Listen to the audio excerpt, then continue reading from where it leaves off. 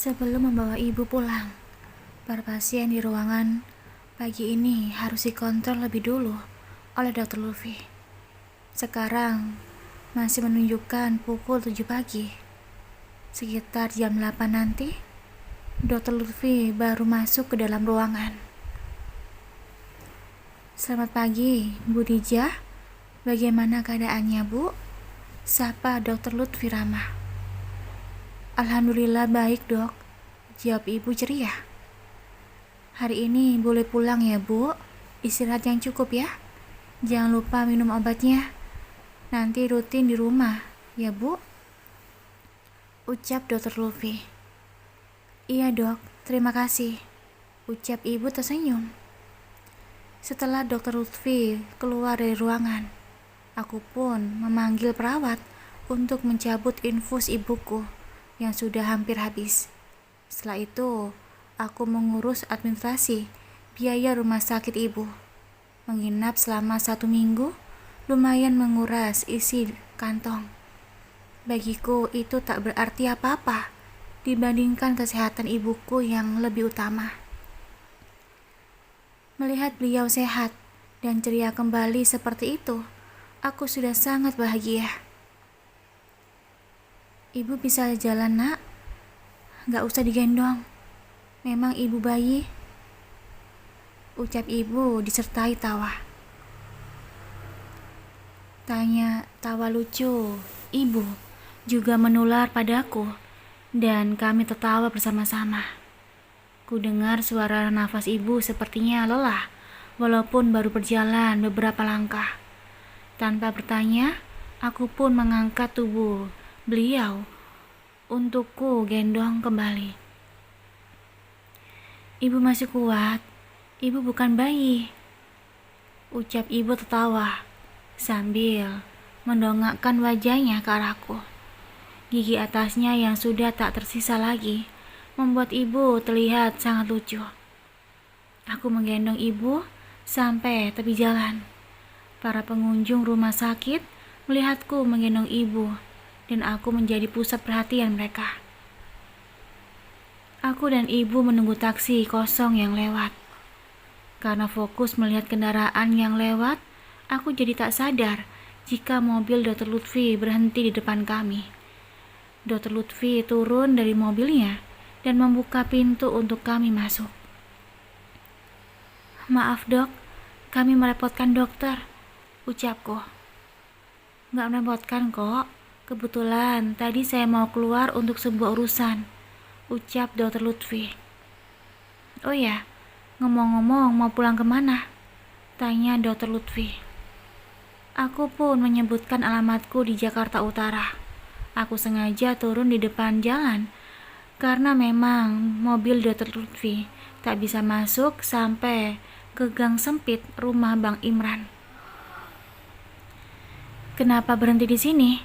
Biar saya antarkan sampai depan rumah, ujar Dr. Lutfi menawarkan diri dan merasa heran ketika aku berhenti turun di depan toko kacamata. Terima kasih sebelumnya, Dok, dengan tulus hati mengantarkan kami. Mohon maaf, mobil Pak Dokter tidak bisa masuk sampai ke gang sempit rumah kami. Kami bisa jalan kaki, Dok, ucapku. Apa rumahnya masih jauh? Tanya Dr. Lutfi memastikan. Dekat kok, Dok.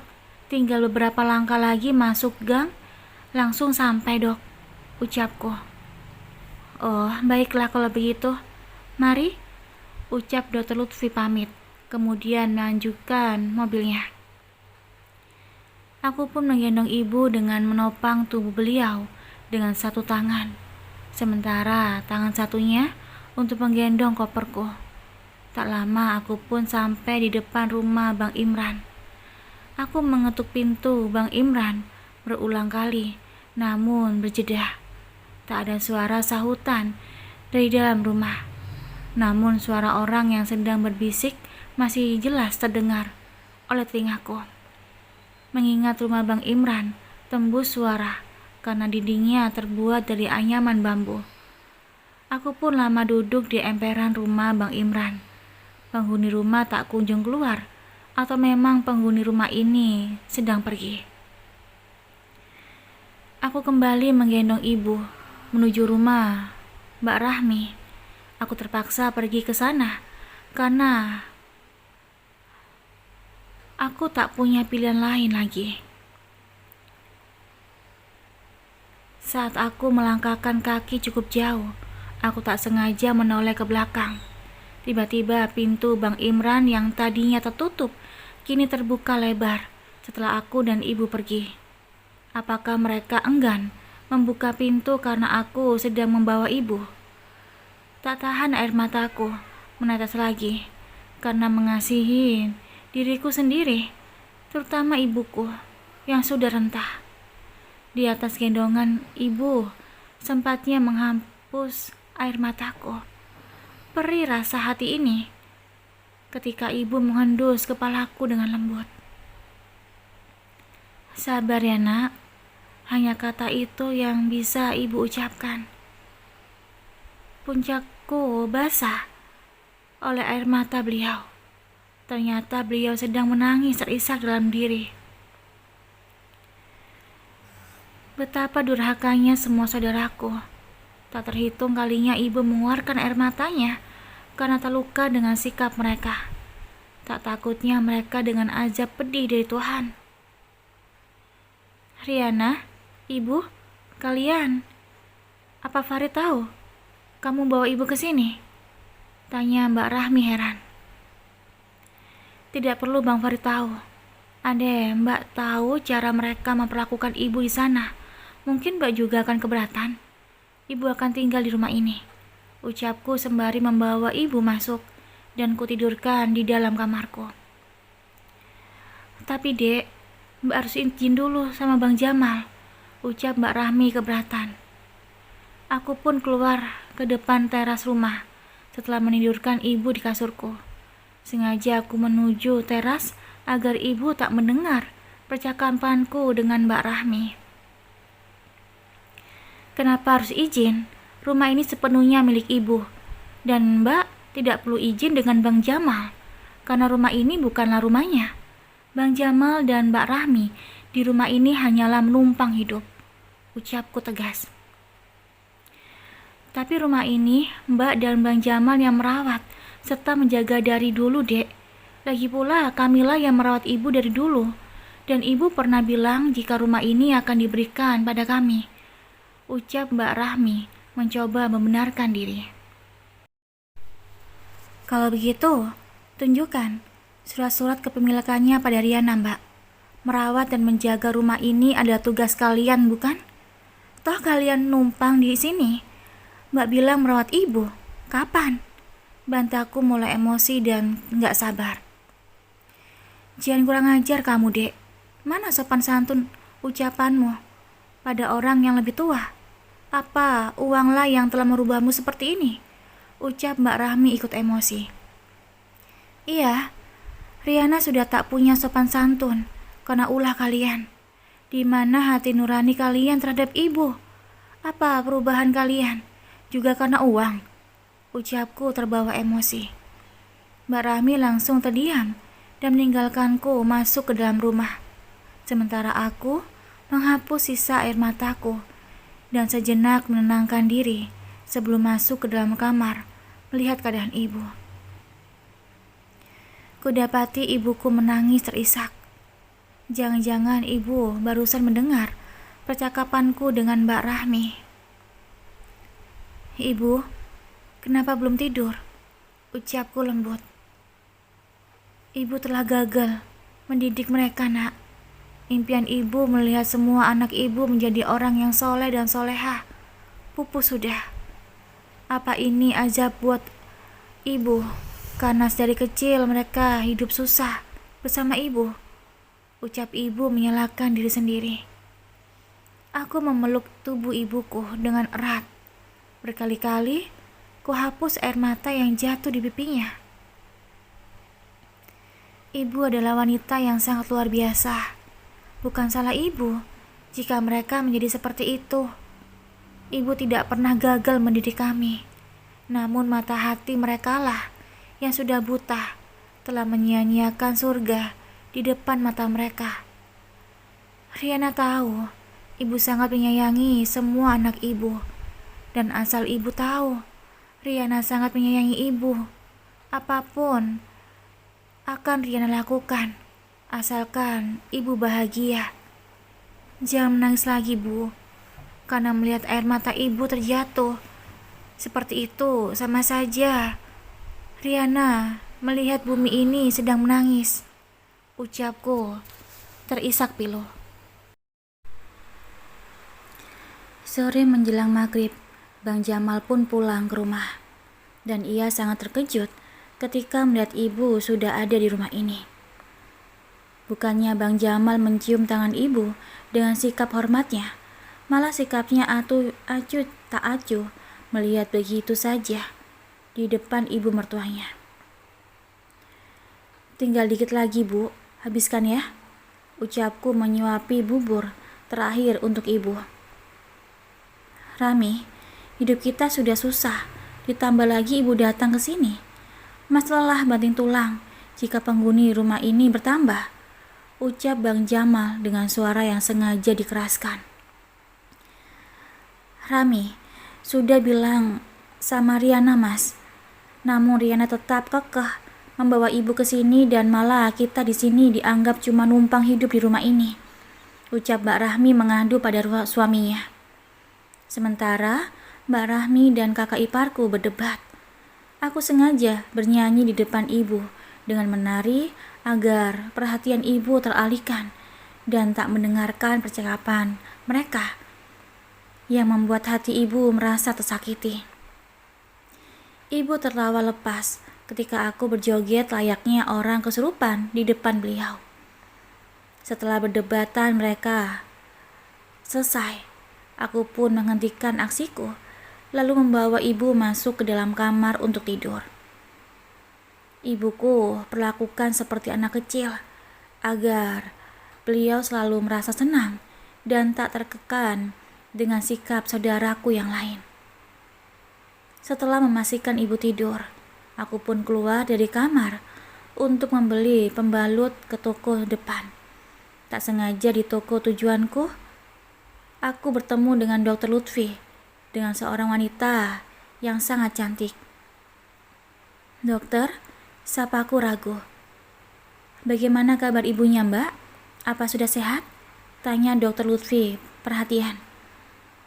"Alhamdulillah, Dok. Ibu saya sudah sehat," ucapku tersenyum. "Sayang, dia siapa?" tanya gadis cantik itu.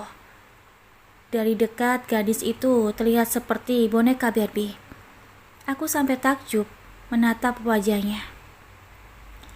"Kenalin sayang, dia ini anak dari pasien yang pernah Mas tangani," ucap Dr. Lutfi memperkenalkanku dengan kekasihnya.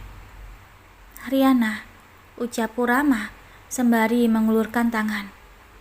"Sylvia," ucapnya tak mau berjabat tangan denganku. Mungkin hanya perasaanku saja jika kekasihnya Dr. Lutfi adalah gadis yang sombong. Nampak wajah Dr. Lutfi tak enakan karena uluran tanganku ditolak oleh kekasihnya. Aku pamit karena harus cepat-cepat pulang. Walaupun ibuku ditinggalkan dalam keadaan sudah tertidur, takutnya kakak iparku akan mengeluarkan suara yang bisa menyinggung perasaan beliau.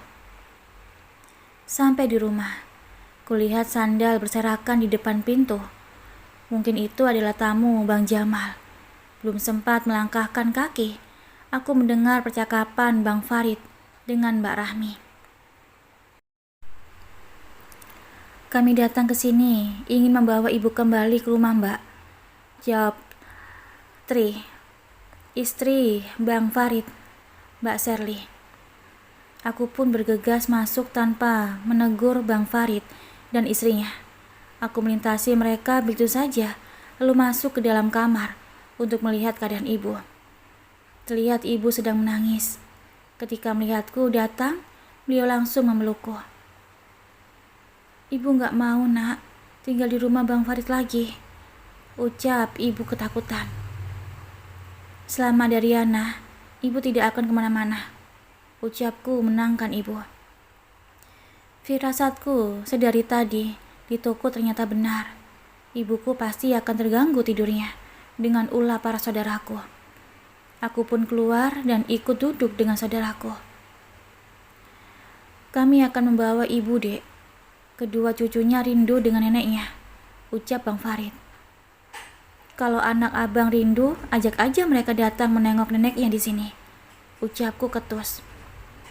Dek, kenapa kamu membawa ibu tanpa seizin abang? Tanya Abang Farid tanpa merasa bersalah.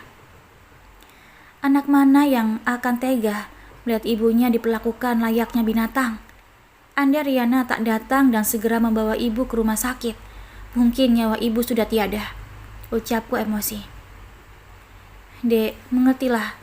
Abang saat itu keluar kota dan kami meninggalkan ibu dalam keadaan sehat walafiat, ucap Bang Farid menyangkal. Oh ya? Sehat? Benarkah? Kalian semua benar-benar anak durhaka. Selama Riana ada di samping ibu, tak akan ada yang bisa memperlakukan ibu semena-mena lagi.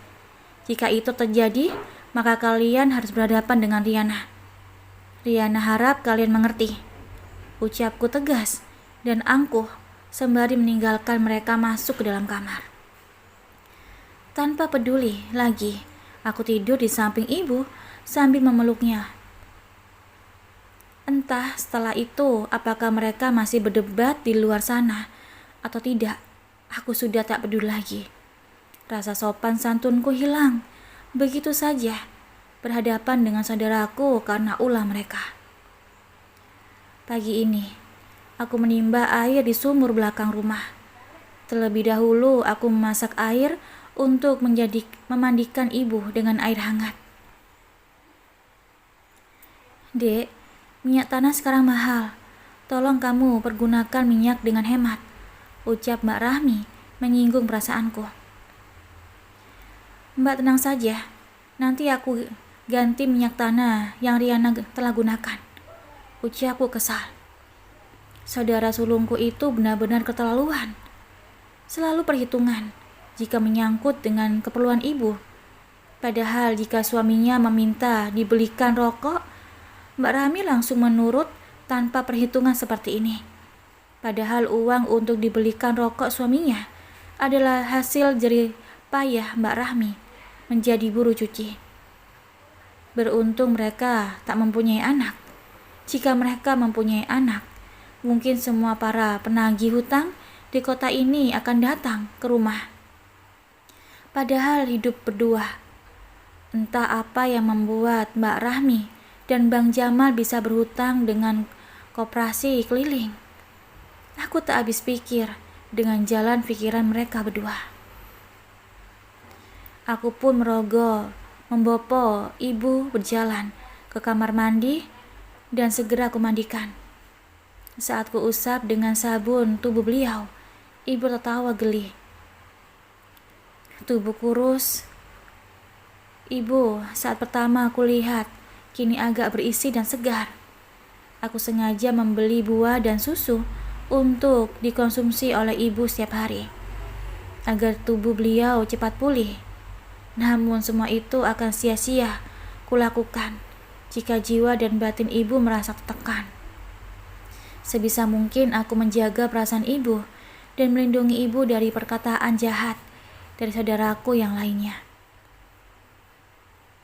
Riana, di mana Fadil sekarang? Ibu ingin bertemu dengannya. Tiba-tiba ibu bertanya tentang Adil, adikku. Aku mencari alasan dan jawaban yang tepat untuk ibu, agar tak menjadi beban pikiran untuk beliau. Fadil sudah kerja sekarang, Bu. Fadil merantau ke Malaysia, sama seperti halnya Riana waktu itu, ucapku berbohong. Apa Fadil pernah berkabar? Tanya ibu lagi. Riana lupa. Nanti Riana bacakan surat Fadil usai ibu mandi ya. Janjiku terpaksa berbohong. Ibu pun kembali tersenyum. Sebelum ku bawa masuk ke dalam kamar, aku menjemur tubuh beliau di bawah terik matahari pagi. agar tubuh ibu terasa hangat. Setelah itu aku membaluri tubuh itu dengan minyak kayu putih dan menaburkan bedak layaknya bayi. Kemudian kupasangkan pempes agar ibu tak kelelahan bolak-balik untuk pergi ke kamar mandi. Kebetulan juga kamar mandi rumah ini berada di luar. Apalagi ibu kadang tak sadar pipis di dalam celana. Itu membuat pakaian ibu menjadi basah.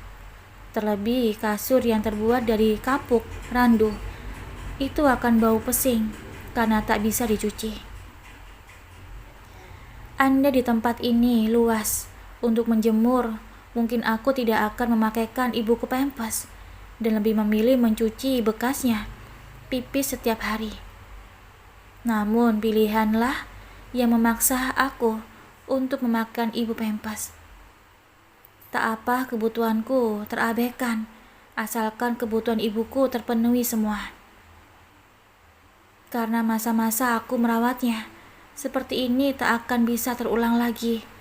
Dan kesempatan ini tak akan datang untuk yang kedua kalinya, jika ibu sudah diambil oleh sang pemilik kehidupan. Aku hanya bisa berdoa agar aku selalu diberikan kesehatan dan kekuatan, agar aku bisa menjaga dan merawat ibuku. Terima kasih udah dengerin audio novel di Eva Family.